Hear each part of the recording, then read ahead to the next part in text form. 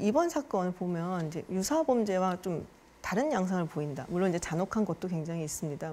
그렇지만 그런 부분들이 있는지 이거를 그렇다고 또 묻지마 범죄의 일종이다라고 볼 수 있는지 어떤 성격을 가진 것인지 좀 궁금합니다.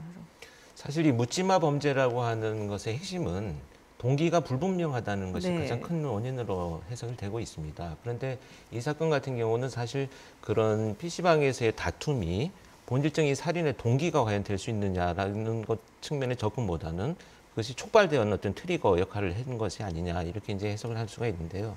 지금 이와 같은 경우의 어떤 범죄 양상은 소위 그 경찰청에서 발간한 한국의 이상범죄 유형과 특성이라는 연구 네. 결과가 있습니다. 거기에 보면 소위 사소한 반응에 너무나 과도하게 반응을 하는 범죄의 유형으로 분류가 되고 있는데요.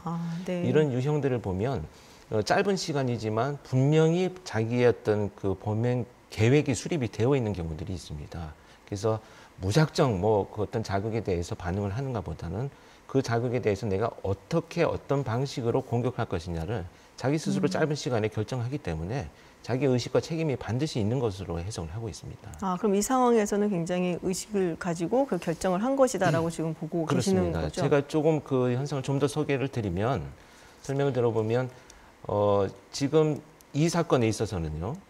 갈등 관계가 형성이 되었을 때 자기 집으로 범행 도구를 가지러 갑니다. 그렇죠. 그리고 나서 돌아와서 그 이후에 직접 그 범행 도구로 공격을 한 것이 아니고 신체적인 공격을 먼저 하게 됩니다.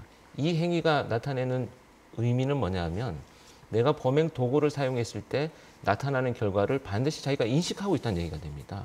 그렇기 때문에 초창기에 어떤 그 갈등에 대한 사과라든지 자기 나름대로의 목적을 이루기 위해서 신체적인 공격을 했지만 그것이 여의치 않기 때문에 결과적으로 범행 도구를 사용했다라고 하는 것은 그 결과들에 대해서 반드시 인식을 하고 있다는 얘기가 되겠고요. 특히 현장에서 그런 증거 인멸과 도주 또는 네. 이런 자기 나름대로의 어떤 행동들을 준비하고 있었던 것이 나타난다면 네. 이거는 반드시 자신의 의식 하에서 계획된 범죄다 이렇게 볼 수가 있겠습니다.